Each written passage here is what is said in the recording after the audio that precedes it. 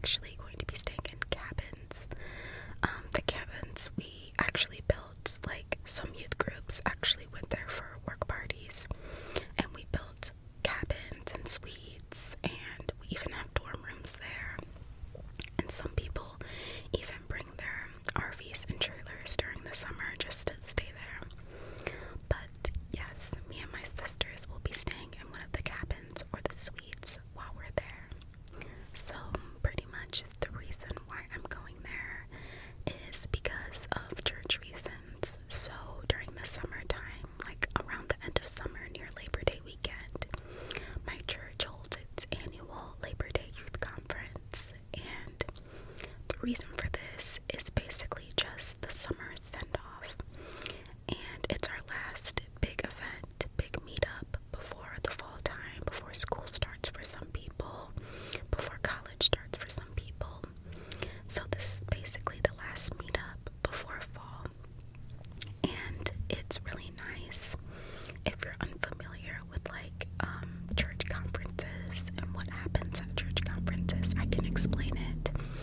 So basically, at any conference, at my church for example, we have meetings. So if you go to church, Sunday meetings, we have those, but it's a youth conference, so people from ages 12 to 35 or 36 are a part of our youth group at my church, and we have what we call youth meetings. So it's just basically normal Sunday meetings where, you know, we have prayer, we hear sermons, we sing, and like if I wanted to, I could go up and say something, and that's called like a testimony.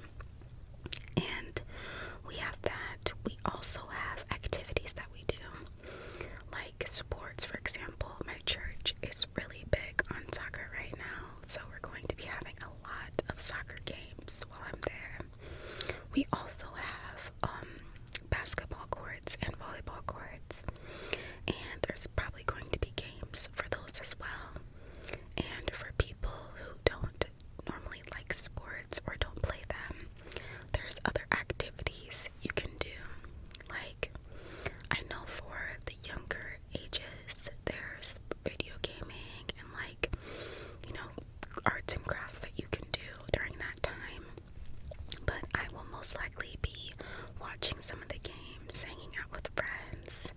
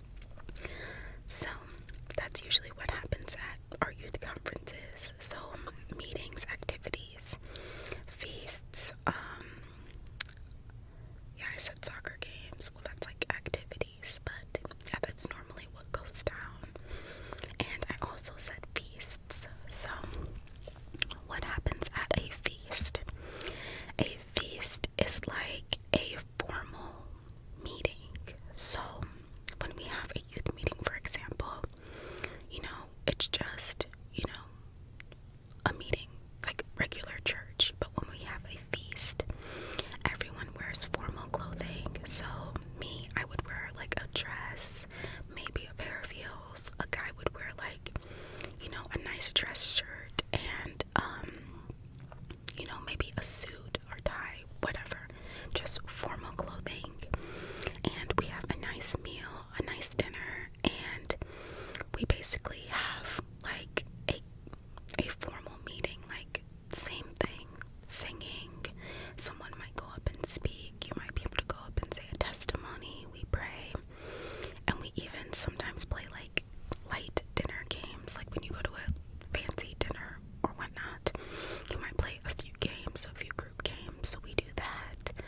We also have awards for certain things, like for the soccer tournament and gaming tournaments. Someone might, announce a winner for something. And we even, this is really funny, we have a slideshow. So throughout the duration of the conference, we have photographers taking photos of everyone at their activities and just hanging out. And they'll just take pictures. You won't even notice them. Like, I still don't even notice them. And they'll be just taking random photos. And then at the feast, they'll put the photos in like a slideshow and they'll play it and have music in the background. And this one time, I remember I was playing soccer, and this was the year when I was really, really good at soccer, and I had such a serious face, and it was like really an intense face, I'll just say that.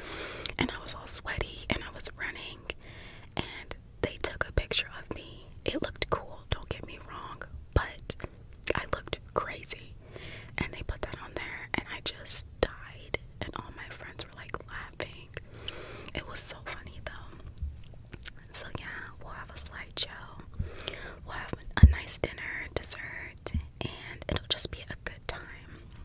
Very nice. We'll also have sometimes we'll have live music, and before we enter into the area where we're having the feast, which is usually the meeting hall, we'll be outside and hear live music and have like nice little drinks. It's really nice, and you get to see everyone in their formal clothing, and you can take pictures. There's usually like a nice backdrop where you can take photos with your friends. Super nice. My favorite thing about going to conferences are the feasts.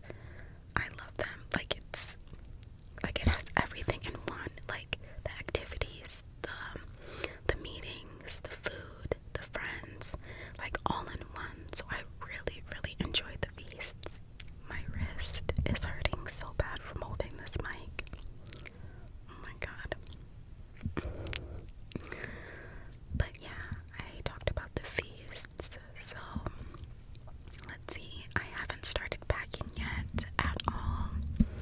I've been doing a little bit of shopping though. Like, I bought my dress for the feast that I'll be wearing, and it's really nice. It's a longer dress, and it has flowers on it, and it's black and has flowers on it. It's really nice. So I bought my dress. I'm not sure if I'm going to be wearing heels because I'm actually singing at the feast, so I don't know if I should wear heels or not, because it is a stage and I'll have to be like going upstairs to get to the stage. So I don't know if that's like, should I risk it? So yeah, I do have some heels that I'll bring, but I'll see how I'm feeling. I don't know, but if not, I'll wear like tennis shoes or something. And yeah, so I did some shopping yesterday. I actually went to the Dollar Tree and I bought some like essentials. Like, I bought some makeup wipes. I bought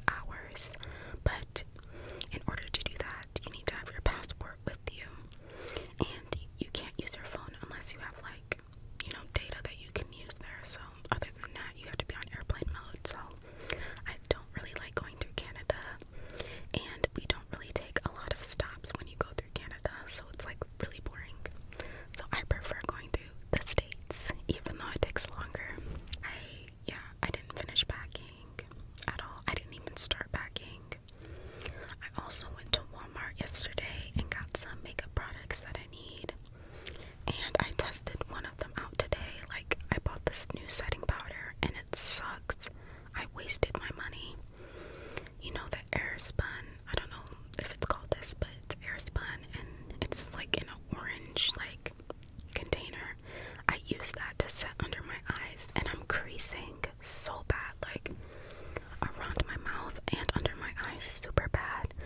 I'm so glad I tested this out before I left, because I like to use the Laura Mercier setting powder, but you know, I'm running out of it and it's quite expensive.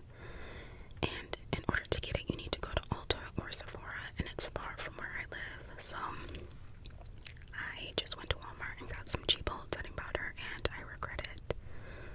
So now I have to figure out what I'm going to do for that. I also had to buy some mascara because, you know, I ran out of mascara. And I also, I don't know, tell me if you do this. I don't like bringing my home products that I use at home with me to travel. I like to buy new products that are only for traveling.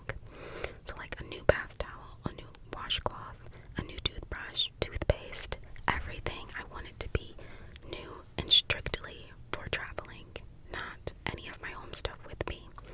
Like, the only things I'll bring with me from home, I might bring like a perfume from home or a certain body oil, but I don't like bringing any of, like, you know, like my washcloth and like my loofah and, you know, my body wash from home. I like to keep that home and like buy new stuff to bring with me to travel.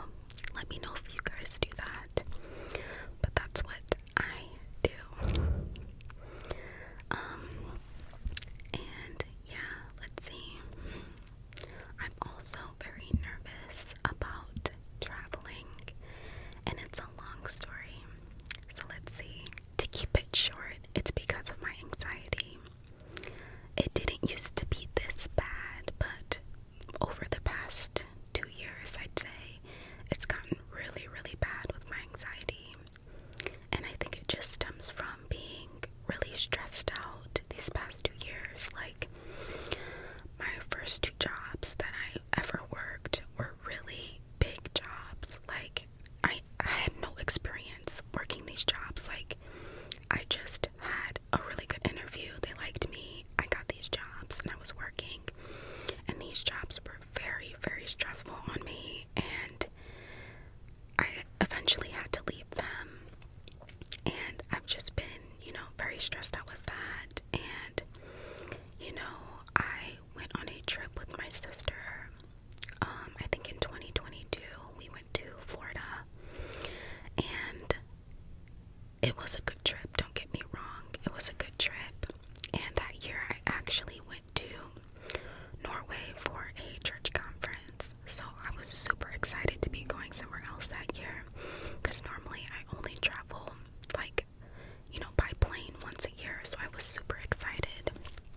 But it was, you know, things happened, and yeah, I ended up getting sick. Like, I have a gluten allergy, and when I was in Florida, like, a lot of the places where we went to eat didn't have gluten-free options, so I would get salads and, you know, honestly just pray over my food and be like, you know, God, I don't know if this is gluten-free, but it's a salad. It just has chicken and like the lettuce and vegetables. So I would do that, but it turns out I ended up asking one of the cooks. They fried the grilled chicken. Like, how do you fry grilled chicken? Like, how do you do that? So I ended up getting really sick the last day when I was in Florida. And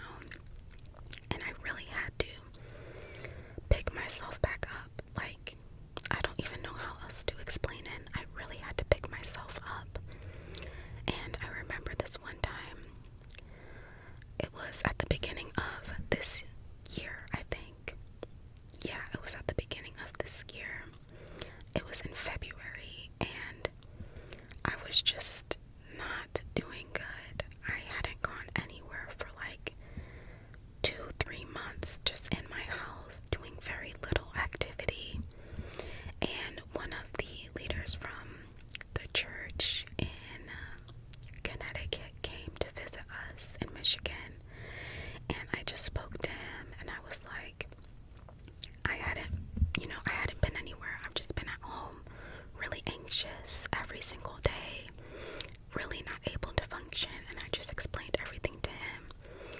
And I said that it's honestly crazy that I'm even sitting here with you right now, because I never thought I would ever be able to do that again because of how bad my anxiety was. And, he gave me a verse, be anxious for nothing, and how you can pray to God and He can put you at peace. And I thought about that, and he also said that how I said I wasn't going anywhere, and how this was the first time I was even leaving my house. And he said, you made a big step in the right direction. Look at you. You're out of the house. You came to me. You're asking for help. And now you can, start going forward again. And I was like, that's so true. This is a big step in the right direction. Even if it was something small, like leaving your space to ask someone for help, that's a big step too. Surrendering everything and asking someone for help, that is a big step. And before, I didn't know much about anxiety and, the struggles that people go through with that. And now going through it myself, I completely sympathize with people. But we don't have to remain that way. We don't. We don't have to remain in our anxiety. We don't have to sit here and be depressed and be sad. We can ask for help and get help with our anxieties and the things that we go through. And I know it's hard. Like, even me going on this trip, my anxiety is starting to rise. But I know God is going to be with me. And I know some people, they have different beliefs and whatnot. Whatever it is, that's you. But for me, I know God is going to be with me, and that this is something I need to do. I need to be there. I need to go to this conference. I need to hear God's word. I need to see my friends. I need to experience this. So that's what I'm doing, and I know it's going to be hard. I'm challenging myself right now. I'm going to be 8 hours away from my home, away from my life here for 3-4 days. Yes, it's going to be hard, but God is going to be with me. I have 100% faith in that, and I'm excited to go. So anyone going through anxiety, all I would have to say is it's gonna be rough. You're gonna have days where you fall flat on your face, because I've been there. I had to fall many times, but you have to push yourself. I remember reading about anxiety, and one of the things was, getting over it. You have to expose yourself. You have to expose yourself to new things and put yourself out there in order to make yourself stronger against your anxieties.